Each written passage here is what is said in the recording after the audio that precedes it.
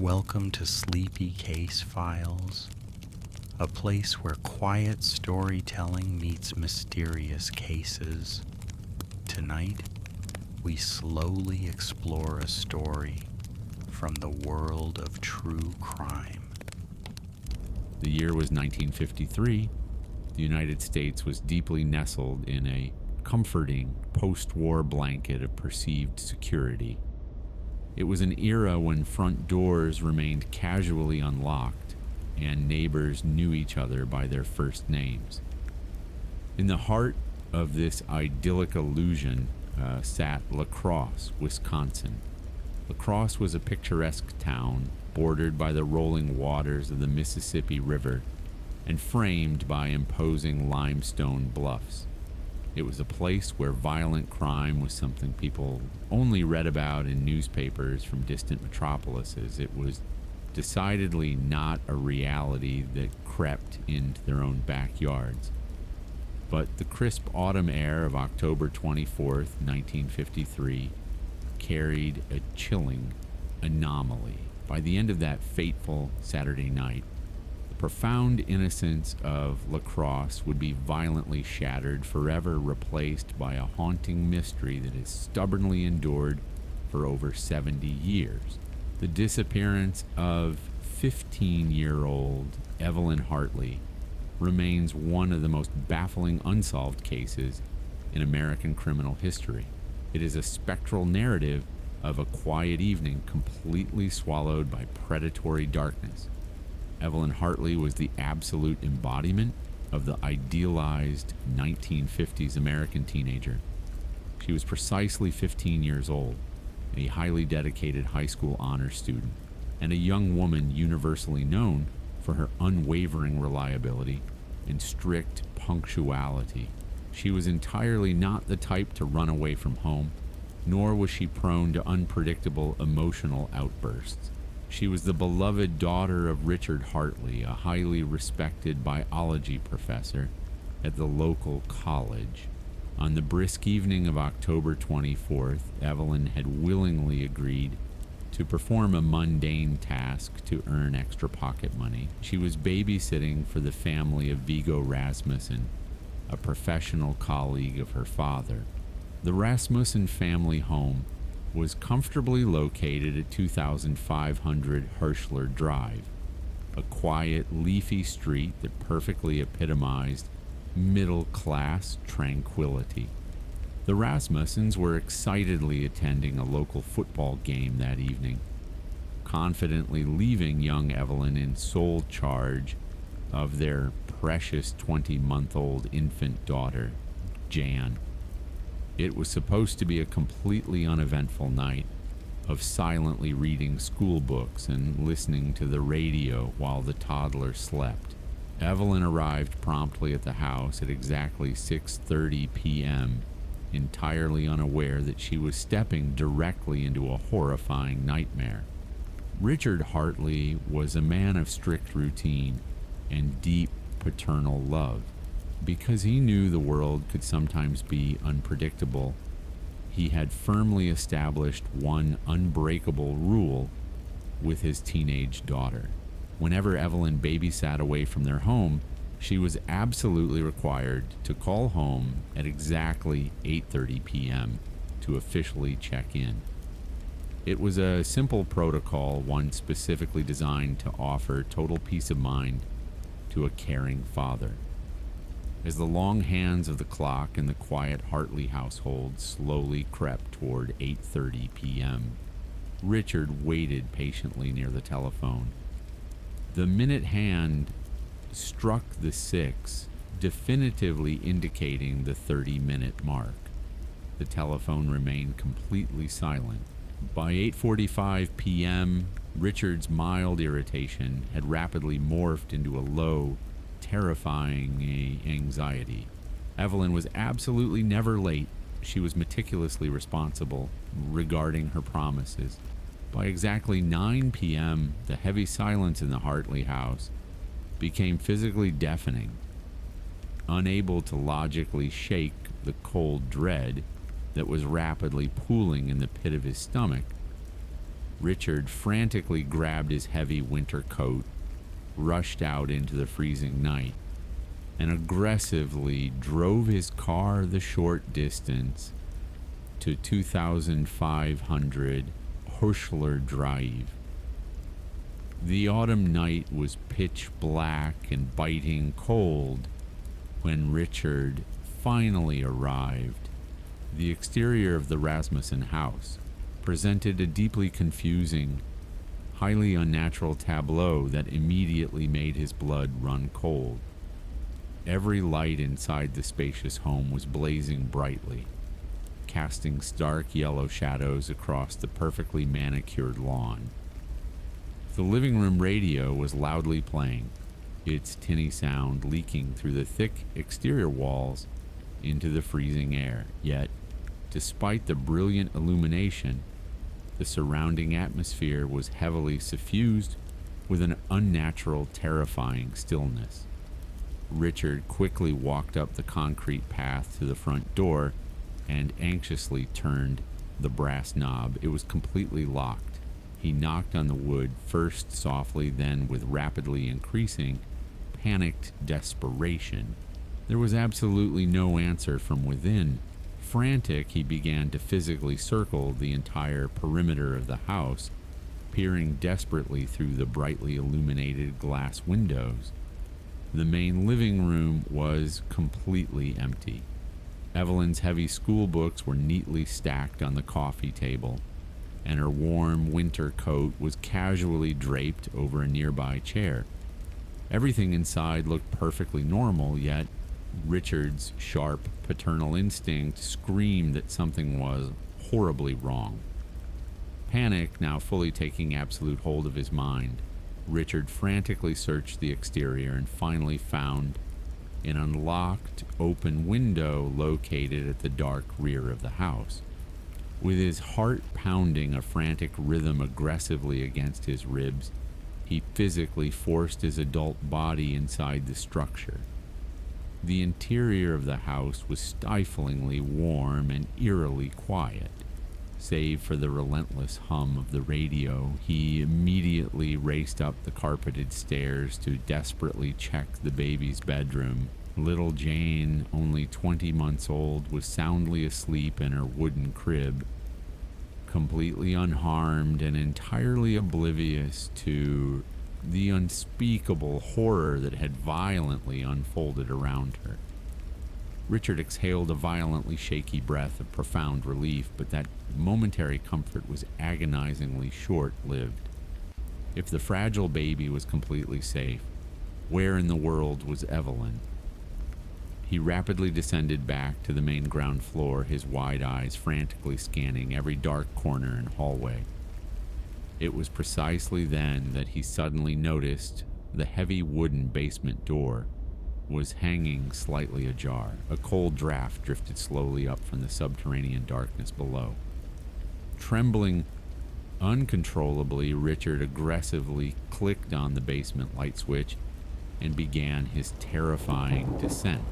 The previously quiet basement was a terrifying, chaotic scene of a violent, desperate struggle for life.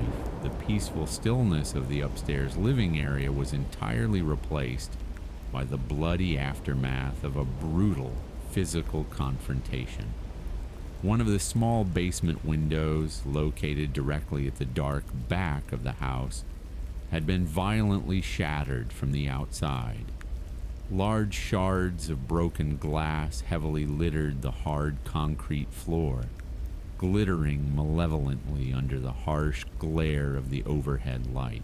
But it was the sheer volume of bright red blood that completely paralyzed Richard in absolute terror. Fresh blood was violently splashed everywhere. It was aggressively smeared thickly across the broken wooden window frame, pooled heavily on the cold concrete floor, and violently splashed in high arcs against the painted cinder block walls. Near the pile of shattered glass lay Evelyn's delicate eyeglasses, their metal frames brutally twisted and broken beyond repair.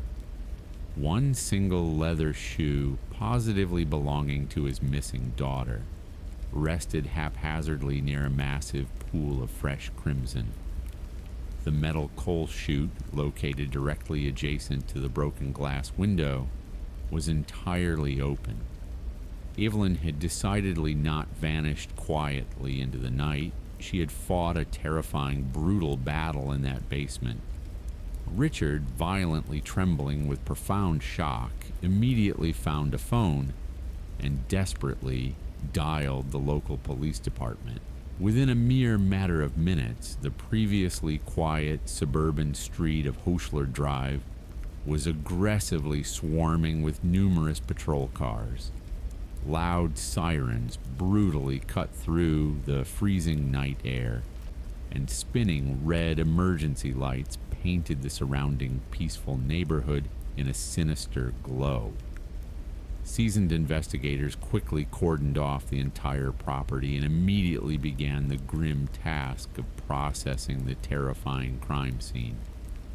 As they meticulously examined the bloody basement, the sheer brutality of the physical abduction became appallingly clear.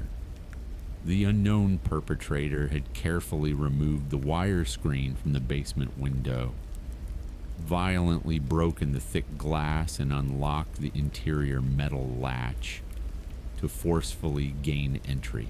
The physical evidence heavily painted a gruesome narrative that extended far beyond the basement walls. Outside the house, the physical terror continued in the dirt and grass. Police investigators quickly found heavy, bloody footprints leading directly away from the shattered basement window into the dark yard. These were absolutely not the delicate prints of a 15-year-old girl. They were deeply impressed footprints, accurately estimated by experts to be a men's size 11. As the tense police officers slowly followed the grim trail of fresh blood and deep footprints through the freezing grass, they made even more chilling discoveries. At an adjacent neighboring house, they shockingly found a large, distinctly bloody handprint aggressively smeared against the painted exterior wall. It was positioned at a specific height that strongly suggested the exhausted attacker had desperately leaned against the structure for physical support while struggling to carry Evelyn's heavily bleeding body through the darkness. The gruesome trail stubbornly continued into a nearby dark yard, where investigators found even more pooled blood and the terrifying discovery of Evelyn's second missing shoe. It heavily seemed the brutal attacker had physically dragged or violently carried her through the absolute darkness, moving swiftly away from the immediate scene of the bloody crime. The sheer amount of blood evidence located both inside and outside the home was substantial enough to heavily suggest that Evelyn had been severely, perhaps fatally, injured during the initial violent abduction. The phantom predator had struck with lightning speed and unimaginable violence, completely vanishing into the ink-black night with a heavily bleeding 15-year-old girl, leaving behind a chilling trail of crimson despair. By the cold gray dawn of Sunday, October 25th, the terrifying news of Evelyn's violent abduction had rapidly spread like a destructive wildfire throughout the entirety of La Crosse. The comfortable illusion of Midwestern safety was completely obliterated, instantly replaced by a collective, paralyzing terror. The community's immediate response was absolutely unprecedented in local history. A massive search party consisting of well over 2,000 dedicated people miraculously materialized almost overnight. Hundreds of off-duty police officers, heavily armed units of the National Guard, massive troops of local Boy Scouts, eager college students, and thousands of deeply terrified ordinary citizens banded fiercely together to systematically scour the rugged coulee region. They exhaustively combed through miles of dense forest, cautiously explored many abandoned farmhouses, and waded through freezing marshlands. The United States Air Force provided military helicopters to conduct extensive aerial sweeps. Specially trained tracking bloodhounds were urgently brought in to attempt to follow the fading scent. The dogs successfully followed a distinct trail directly from the Rasmussen house, winding aggressively through the dark neighborhood blocks and eventually stopping completely dead at a nearby paved road. This abrupt cessation strongly suggested the brutal attacker had a getaway vehicle waiting. The desperate effort officially became the absolute largest organized search in the entire history of Wisconsin, heavily covering a massive 30-mile radius, rapidly expanding completely around La Crosse. On the gloomy afternoon of October 27th, a highly significant yet deeply macabre breakthrough finally occurred. Exhausted civilian searchers stumbled upon heavily blood-stained male clothing, scattered haphazardly along the dusty shoulder of Highway 14, located several miles entirely away from the Rasmussen home. Among the discarded items were a pair of heavy men's denim jeans, a rugged denim jacket, and a heavily worn pair of canvas sneakers. The terrifying reality was that the clothing was thoroughly soaked and heavily stained with massive amounts of blood that scientifically matched Evelyn's exact blood type.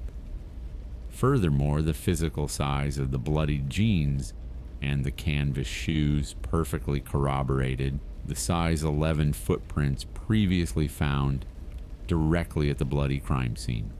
The mysterious garments were immediately and carefully packaged and rapidly sent directly to the highly advanced FBI laboratory located in Washington, D.C. for extensive forensic analysis. However, despite utilizing the absolute cutting-edge scientific technology available in 1953, the bloody garments tragically yielded no definitive clues regarding the actual identity of the wearer. The frantic police investigation exhaustively pursued literally thousands of desperate tips and vague leads.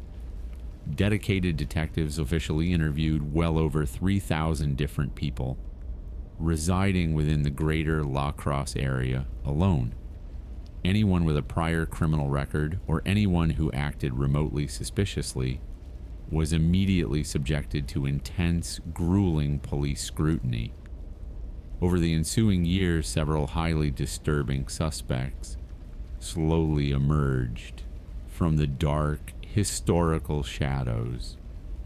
The absolute most infamous of these was Edward Goyne, the notoriously deeply disturbed killer hailing from Plainfield, Wisconsin.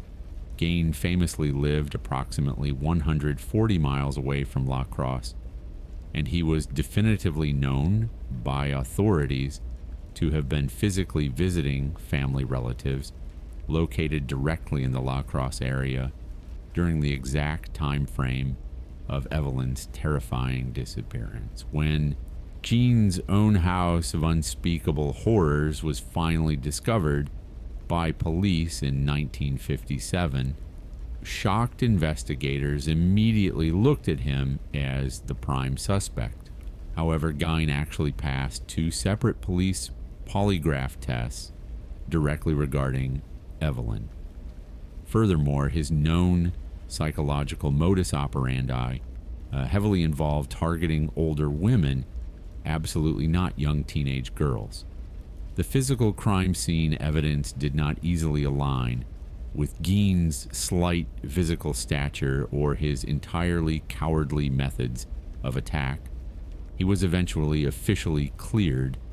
As the long years agonizingly bled into dark, forgotten decades, The highly active police investigation inevitably and tragically slowed down, slowly transitioning from a frantic daily hunt into a completely dormant, agonizingly cold case. The vibrant 15-year-old girl permanently became a frozen image on heavily faded missing person posters. For Richard Hartley and his deeply devastated family, the psychological pain was a permanent, unrelenting daily presence. They bravely lived in La Crosse for 17 more years, stubbornly keeping their home phone number exactly the same, desperately hoping against all logical hope that one miraculous day the heavy telephone would finally ring. But the desperately desired call never came. In 1970, their hearts completely broken, shattered family moved away from Wisconsin. Today, the disappearance of Evelyn Hartley remains an active, open police investigation, representing a deep, unhealed wound embedded in the history of La Crosse. The house at 2500 Hirschler Drive still quietly stands, serving as a grim witness to the unimaginable horror of that cold October night. The mystery of exactly what happened in that bloody basement and exactly where Evelyn's physical remains were secretly hidden remains permanently locked away in the dark. It is a terrifying true ghost story heavily built on a violently shattered window, a bloody handprint in the deafening silence of a completely innocent 15-year-old girl who simply vanished into the absolute dark.